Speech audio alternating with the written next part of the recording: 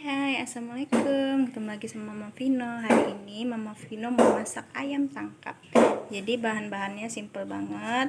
Ada bawang merah, bawang putih, serai, kunyit, lengkuas, jahe, ketumbar, lada, roiko, daun jeruk, pandan, daun kari, ayam yang udah dibersih sama air kelapa.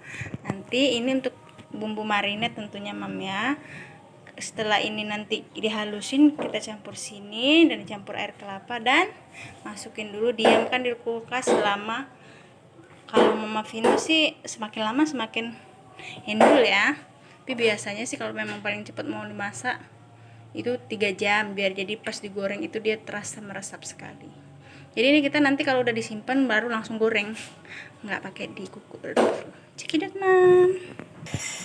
Oke guys, ini udah kita dinginin ya 3 jam, dan daun-daun tadi udah kita potong-potong. Ada daun pandan, lengkuas, serai, daun salam, daun temurut tentunya, pastinya daun kari, dan daun jeruk. Yuk kita goreng guys.